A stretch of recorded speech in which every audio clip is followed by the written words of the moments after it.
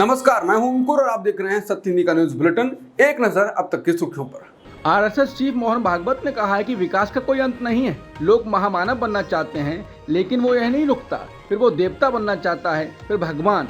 लेकिन भगवान कहते हैं कि वो विश्व रूप है। कोई नहीं जानता कि उससे भी बड़ा कुछ है या नहीं। विकास का कोई अंत नहीं है। व्यक्ति को ये सोचना चाहिए कि हमेशा अधिक की गुंजाइश रहती है। ये बात कार्यकर्ताओं को समझनी चाहिए। भागवत ने ये बात झारखंड के विष्णुपुर में कही। उनको इस बयान पर कांग्रेस नेता जयराम रमेश ने कहा है कि मुझे यकीन है कि स्वयंभू नॉन बायोलॉजिकल प्रधानमंत्री को इस नई अग्नि मिसाइल की खबर मिल गई है, जिसे नागपुर ने झारखंड से दागा और लोक कल्याण मार्ग को निशाना बनाया। कुछ लोग कह रहे हैं कि भागवत ने पीएम मोदी को बिना नाम लिए निशाना बनाया है। उत्तर प्रदेश के गोंडा जिले में गुरुवार दोपहर चंडीगढ़ डिब्रूगढ़ एक्सप्रेस हादसे में कम से कम 4 लोगों की मौत हो गई। एक्सप्रेस के कम से कम 10 डिब्बे पटरी से उतर गए। डिप्टी सीएम ब्रजेश पाठक ने पीटीआई से कहा कि इस दुर्घटना में 4 लोग मारे गए हैं। कितने लोग घायल हुए हैं, इसका पता अभी तक नहीं चल पाया है। सुप्रीम कोर्ट ने गुरुवार को एनटीए को निर्देश दिया कि सभी नीट यूजी छात्रों के परिणाम शहरवार और केंद्रवार अपनी वेबसाइट पर शनिवार दोपहर 12 बजे तक प्रकाशित करें। इसके साथ ही उम्मीदवारों की पहचान गुप्त रखने के लिए भी कहा गया है। सुप्रीम कोर्ट ने गुरुवार को कहा है कि नीट यूजी 2024 को नए सिरे से आयोजित करने का कोई भी आदेश इस ठोस आधार पर होना चाहिए कि पूरी मेडिकल प्रवेश परीक्षा की शुचिता प्रभावित हुई हो। सुनवाई के दौरान मुख्य न्यायाधीश डी वाई चंद्रचूड़ ने कहा कि सिर्फ इसलिए कि 23 लाख में से सिर्फ 1 लाख को ही प्रवेश मिलेगा, हम दोबारा परीक्षा आदेश नहीं दे सकते। दोबारा परीक्षा इस ठोस आधार पर होनी चाहिए कि पूरी परीक्षा प्रभावित हुई हो। अंक वृद्धि और कथित पेपर लीक पर सुनवाई करते हुए शीर्ष अदालत ने एनटीए से ये बताने के लिए कहा है कि जिन छात्रों ने परीक्षा वाले शहर बदले, उनमें से कितने शीर्ष 1.08 लाख में जगह बना पाए और क्या 9 और 10 अप्रैल को पंजीकरण कराने वालों के पक्ष में कोई पक्षपात है। शीर्ष अदालत नीट यूजी में कथित अनियमितताओं से संबंधित लगभग 40 याचिकाओं पर सुनवाई कर रही है। एआईएमआईएम चीफ असदुद्दीन ओवैसी ने यूपी में होने वाली कांवड़ यात्रा को लेकर सीएम योगी आदित्यनाथ पर निशाना साधा। ओवैसी ने कहा कि मुख्यमंत्री योगी आदित्यनाथ में हिटलर की रूह समा गई है। उन्होंने मुजफ्फरनगर में यूपी पुलिस के कांवड़ यात्रा मार्ग पर सड़क किनारे ठेले समेत खाने पीने की दुकानों से मालिकों के नाम बोर्ड पर लगाने को लेकर इसे कानून के खिलाफ उल्लंघन बताया। उत्तर प्रदेश के पूर्व मुख्यमंत्री अखिलेश यादव ने मुजफ्फरनगर पुलिस के उस फैसले पर टिप्पणी की है जिसमें कांवड़ यात्रा के रूट पर खान पान की दुकानों पर दुकानदार के नाम लिखने का निर्देश दिया गया है। अखिलेश यादव ने ट्वीट कर कहा है कि जिसका नाम गुड्डू, मुन्ना, छोटू या फत्ते है, उसके नाम से क्या पता चलेगा। अखिलेश यादव ने इस मामले में अदालत से कार्रवाई की मांग भी की। अखिलेश ने ट्वीट कर लिखा, माननीय न्यायालय खुद संज्ञान ले और ऐसे प्रशासन के पीछे के शासन तक की मंशा की जांच करवाकर उचित दंडात्मक कार्रवाई करे। ऐसे आदेश सामाजिक अपराध हैं जो सौहार्द के शांतिपूर्ण वातावरण को बिगाड़ना चाहते हैं। सावन महीने में कांवड़ यात्रा से पहले उत्तर प्रदेश की मुजफ्फरनगर पुलिस का नया आदेश विवादों में घिर गया। मशहूर गीतकार जावेद अख्तर ने पुलिस के इस आदेश की तुलना हिटलर के दौर की नाज़ी जर्मनी से की है। जावेद अख्तर ने सोशल मीडिया पर लिखा, उत्तर प्रदेश पुलिस की मुजफ्फरनगर पुलिस ने कहा है कि एक खास यात्रा के रूट पर दुकानों, होटलों और यहां तक कि गाड़ियों पर उनके मालिक के नाम स्पष्ट तौर पर लिखे होने चाहिए। क्यों? नाज़ी जर्मनी में खास दुकानों और मकानों के ऊपर एक निशान लगाया करते थे। कांग्रेस नेता पवन खेड़ा ने कहा है कि कांवड़ यात्रा के रूट पर फल सब्जी विक्रेताओं और रेस्टोरेंट ढाबा मालिकों को बोर्ड पर अपना नाम लिखना आवश्यक होगा। ये मुसलमानों के आर्थिक बॉयकॉट की दिशा में उठाया कदम है या दलितों के आर्थिक बॉयकॉट का, या दोनों का, हमें नहीं मालूम। जो लोग ये तय करना चाहते थे कि कौन क्या खाएगा, अब वो ये भी तय करेंगे कि कौन किससे क्या खरीदेगा। जब इस बात का विरोध किया गया तो कहते हैं कि जब ढाबों के बोर्ड पर हरा लिखा होता है तब तो आप विरोध नहीं करते। इसका जवाब यह है कि जब किसी होटल के बोर्ड पर शुद्ध शाकाहारी भी लिखा होता है तब भी हम होटल के मालिक, रसोइये, वेटर का नाम नहीं पूछते। किसी रेहड़ी या ढाबे पर शुद्ध शाकाहारी, झटका, हलाल या कोशर लिखा होने से खाने वालों को अपनी पसंद का भोजन चुनने में सहायता मिलती है, लेकिन ढाबा मालिक का नाम लिखने से किसका क्या लाभ होगा। भारत के बड़े मीट एक्सपोर्टर हिंदू हैं, क्या हिंदुओं द्वारा बेचा गया मीट दाल भात बन जाता है? ठीक वैसे ही क्या किसी अल्ताफ या रशीद द्वारा बेचे गए आम अमरूद गोश्त तो नहीं बन जाएंगे। तमिलनाडु में डीएमके सरकार के शीर्ष सूत्रों के अनुसार तमिलनाडु के युवा कल्याण और खेल विकास मंत्री और मुख्यमंत्री एमके स्टालिन के बेटे उदयनिधि स्टालिन को 22 अगस्त से पहले उप मुख्यमंत्री के रूप में पदोन्नत किया जाना तय है।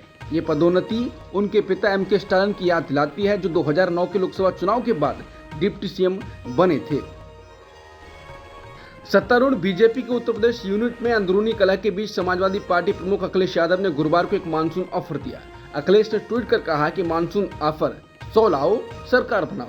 सोशल मीडिया पोस्ट को उत्तर प्रदेश के मुख्यमंत्री योगी आदित्यनाथ के विरोधियों को दल बदल करने और नई सरकार बनाने की पेशकश के रूप में देखा जा रहा है। यह पहली बार नहीं है जब अखिलेश यादव ने इस तरह की पेशकश की है। दिसंबर 2022 में समाजवादी पार्टी प्रमुख अखिलेश यादव ने केशव प्रसाद मौर्य और ब्रजेश पाठक को 100 विधायक लाने और राज्य का सीएम बनने की पेशकश की थी। लोकसभा चुनाव के बाद अब सपा और कांग्रेस में यूपी के उपचुनाव को लेकर भी गठबंधन हो सकता है। लोकसभा चुनाव में धमाल मचाने के बाद एक बार फिर दो लड़कों की जोड़ी साथ दिखने जा रही है। जानकारी के मुताबिक 10 सीटों को लेकर दोनों पार्टियों के बीच सहमति बन चुकी है। सपा 7 सीटों पर चुनाव लड़ सकती है, वहीं कांग्रेस को 3 सीटें मिल सकती हैं। बताया जा रहा है कि दोनों पार्टियों के बीच इसे लेकर बातचीत भी हो गई है। यूपी कांग्रेस ने 21 जुलाई को लखनऊ में पार्टी से सभी जिलाध्यक्षों की बैठक भी बुलाई है। इसमें सीटों को लेकर चर्चा की जा सकती है। बता दें, उत्तर प्रदेश में हो रहे इन उपचुनावों पर सभी की निगाहें टिकी हुई हैं। इस बार बीजेपी का प्रदर्शन यूपी में कुछ खास नहीं रहा। ऐसे में बीजेपी ताकत लगाएगी और दो लड़कों की जोड़ी लोकसभा चुनाव का प्रदर्शन दोहराना चाहेगी। हरियाणा में लोकसभा चुनाव में अपने प्रदर्शन में सुधार के बाद अब कांग्रेस की नजरें आने वाले विधानसभा चुनावों पर हैं। हालांकि उससे पहले राज्य कांग्रेस में गुटबाजी और अंदरूनी कलह की खबरें सामने आती रही हैं। हरियाणा में अक्टूबर 2024 में विधानसभा के चुनाव होने हैं। उससे पहले एआईसीसी महासचिव और सिरसा से पार्टी की सांसद कुमारी शैलजा राज्य के शहरी इलाकों में कांग्रेस को मजबूत करने के उद्देश्य से जुलाई के अंत तक पदयात्रा शुरू करेंगी। हुड्डा के दुर्विरोधी माने जाने वाली शैलजा की यात्रा राज्य में भाजपा के नेतृत्व वाली सरकार को घेरने के लिए हरियाणा प्रदेश कांग्रेस कमेटी द्वारा चलाए जा रहे हरियाणा मांगे हिसाब अभियान के साथ चलेगी। द इंडियन एक्सप्रेस को दिए गए एक इंटरव्यू में शैलजा ने राज्य कांग्रेस में संरचनात्मक बदलाव की वकालत करते हुए कई मुद्दों पर बात की। उनका कहना है कि हरियाणा कांग्रेस में हुड्डा खेमे का वर्चस्व रहा है। उन्होंने कहा कि अगर चीजें वैसी ही चलती रहीं जैसे वो चली रही हैं तो बदलाव जरूरी है। यह अभी पूरी तरह से एक तरफा है, जो विधानसभा चुनावों में वांछित नतीजे नहीं लाएगा। इससे गलत संदेश जाता है। इस समय यहाँ एक गुट का एकाधिकार प्रतीत हो रहा है।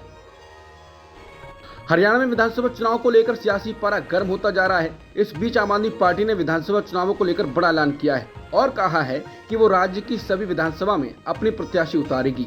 अभी तक राज्य में मुख्य मुकाबला बीजेपी और कांग्रेस के बीच होता था, लेकिन हरियाणा में इस बार त्रिकोणीय मुकाबला होता दिख रहा है।